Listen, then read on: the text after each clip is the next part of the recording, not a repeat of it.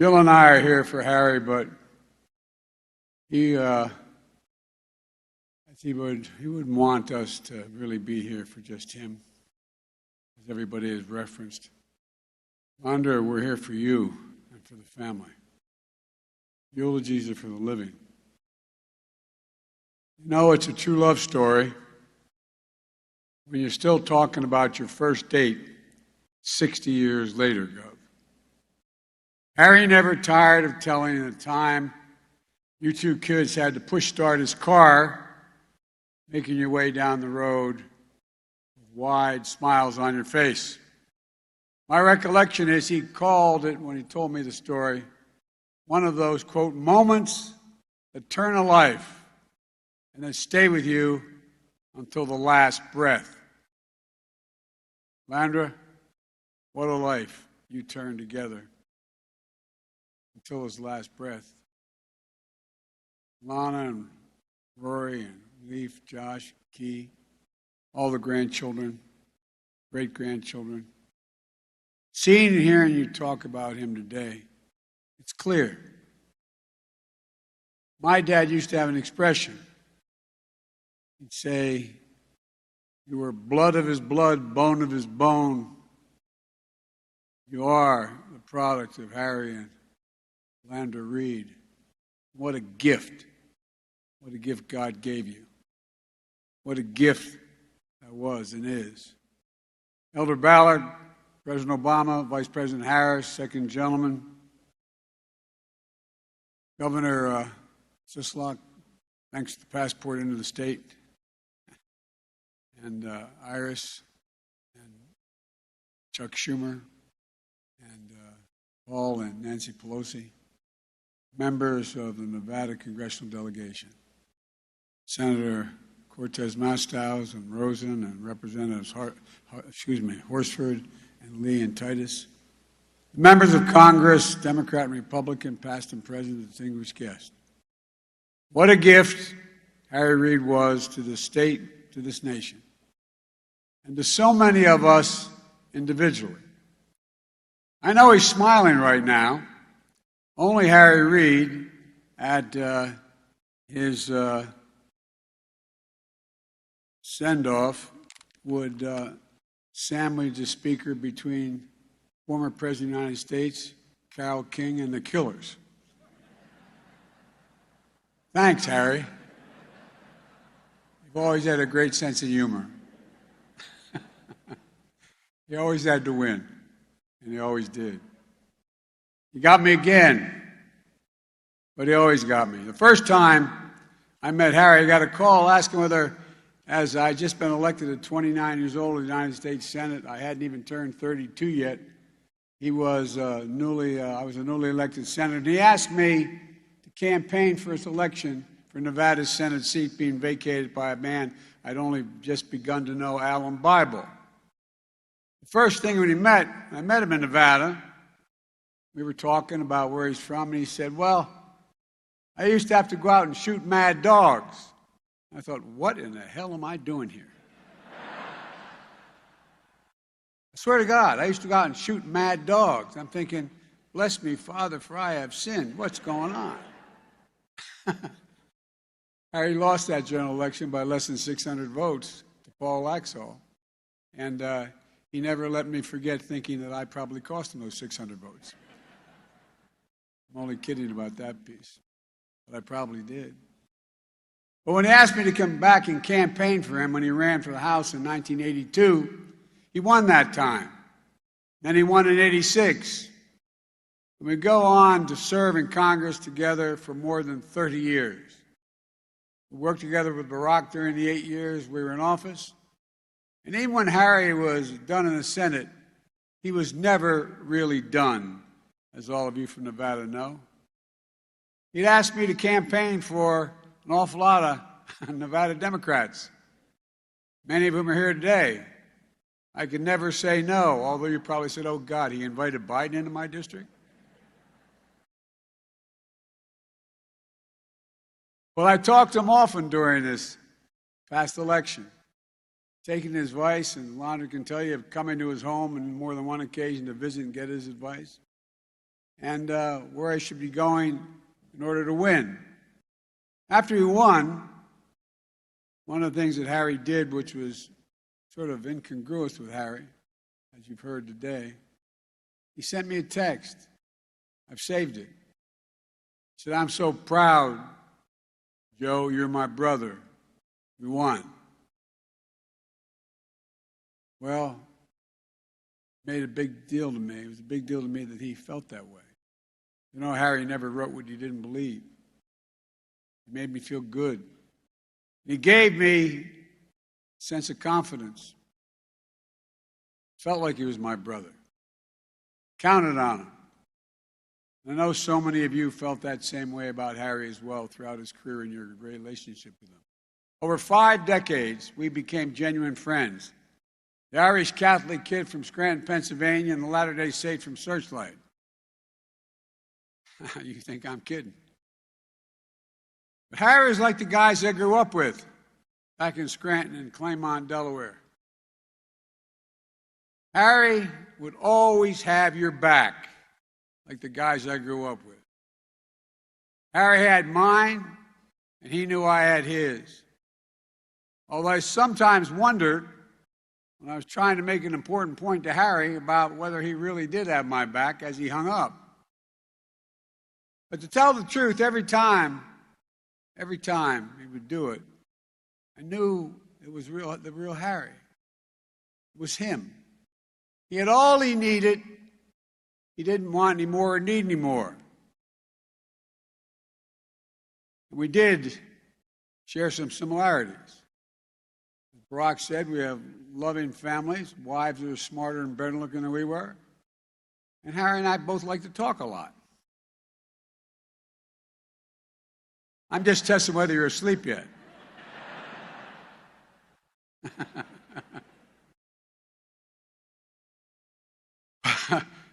But whether you served with Harry for decades or you were new to America just a few days ago, you wanted Harry in your corner, and that's not hyperbole. His toughness was distinctly Nevadan. His story was unmistakably American. His remarkable journey has been told by so many, because it has been traveled by so few. Desert shack he called home, miles of hitchhike to school, a boxing ring where he always got up, family tragedies endured, the cancer he and Londra fought, the halls of power he walked, the state he transformed, the country he shaped. He was proof that there's nothing ordinary about America. Ordinary Americans can do anything given half a chance. We, the people, pretty damn extraordinary. America's an idea that anybody given a shot can reach their potential. Harry was extraordinary, though. He and I grew up on different sides of the country. We came from the same place where certain values ran deep. First, loyalty, faith, resolve, service, your word. It was pounded into my head from the time I was a child. Joe, you're a man of your word. Without your word, you're not a man. And he met the marker, what I always believe is the most important thing which you can measure a person by: their actions and keeping their word. If Harry said he was going to do something, he did it. He didn't do it the modern day rationale is. When I told you I would do that, I didn't realize that this would happen. No matter what happened, he gave you his word. He kept it. You could bank on it. That's how he got so much done for the good of the country for so many decades. That's how he literally saved, we forget it, Social Security during the Bush years. Stopped Yucca Mountain from becoming a nuclear waste site. Secured the votes for the Affordable Care Act. It's how he helped us rein in Wall Street, the excesses, and repealed Don't Ask, Don't Tell. It's how he created Nevada's first national park and conserved Lake Tahoe. How he always championed Native Americans and tribal communities. So much more. None of it was easy. Not a lot of it was particularly popular when he was doing it. The thing about Harry, he never gave up. He never gave up. He never gave up on anybody he cared about. Like every great leader, he led the Democratic caucus just not by speaking, but by listening, by hearing all points of view, finding a common ground. Harry cared so much about his fellow Americans and so little about what anybody thought of him. It was all searchlight, no spotlight. I always appreciate private comfort, and so does Jill, who's with me tonight, that he offered me and Jill in difficult moments in our lives. We know we're not the only ones. Since his passing, we've all heard those wonderful tributes.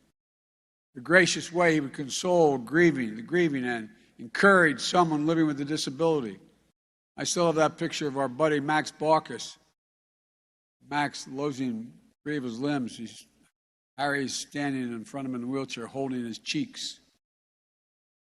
You know, Max knew. Max knew. Harry cared about him. The generous way he would empower a new colleague or insist that the new moms and dads on his staff would put their family first, even before their job, and do it always. The genuine friendships he made with the Capitol Police have been recognized 3 times because he was one of them. He wore the uniform. To a friend in need, Harry's voice was soft and gentle. In praise of himself, he was stone cold silent. In pursuit of fairness and prosperity, his voice would echo and will echo for generations in this state. Look, let there be no doubt. Harry Reid will be considered one of the greatest Senate Majority Leaders in history. I've served longer than all but about 12 United States Senators. Served there for over 36 years. I've had the honor of serving with a few of those names to be on that short list. For Harry, it wasn't about power, it was about the sake of power, about the power to be able to use power to do right by people. That's why you wanted Harry in your corner. And that's what we should remember as a nation today. Harry knew better than most how difficult democracy is, that the idea of America itself is under attack from dark and deepening forces, that we're in a battle for the soul of America. Londa, I remember sitting in a room with Harry when he was supporting me for president, and my explaining to him the reason I decided to run when I had decided I was never going to do that again. I was watching all those neo-Nazis come out of the fields down in Virginia, chanting anti-Semitic Bible, carrying Nazi flags. And he asked me what. I said, we have to restore the soul of America. No one knew it better than Harry. Protecting democracy requires vigilant stewardship. But Harry's life shows that from our darkest days, we can find light and find hope. Just look at his life. It's just about every respect. Harry Reid came into this world with the odds against him. He believed life, and he lived it, and he left it, believing anything was possible. He's demonstrated that anything is possible. Look at this incredible family. Harry, in a small way, reminds me of my dad. My dad used to say, Joey, never explain and never complain. Remember one day we were having an event when I was running for my, I guess it was 5th term. We're at my house. I was feeling a little sorry for myself talking about a family loss of a daughter. My dad, he said, "I'll be back in a minute." He left the house. We were waiting for people to show up. Went up to the local Hallmark store and came back with a cartoon. There was an old brass plaque with 2 sections to it. There were 2 clips from the cartoon character Hagar the Horrible. And in one, Hagar the Viking on a ship had been moving along near the rocks. Lightning comes out of the sky, chars the horns of his helmet, breaks the mast of his ship, and he's looking up at God. He's going, "God, why me?" In the next frame is a picture of Hagar and the ship and a voice coming down from heaven saying, "Why not?" That was my dad. What makes you so special these things wouldn't happen to you? Why not? Stand up. Get up. Never bow, never bend, never yield. That was Harry. Never complained. That's what I admired so much about it. Above Harry's desk, as we all know, in the Senate office, was a giant portrait of Mark Twain. They both, Harry and Mark Twain, loved Nevada. They both knew how to say things we know to be true about ourselves and about our country. For Harry, it was this, as he said himself. He said, quote, "I grew up around people of strong values, even if they rarely talked about them." Went on to say they loved their country, worshiped God, never shunned hard work, and never asked for special favors. That's Harry. That's America. Here's someone Mark Twain himself would have written about as a defining character in the American story had he known Harry.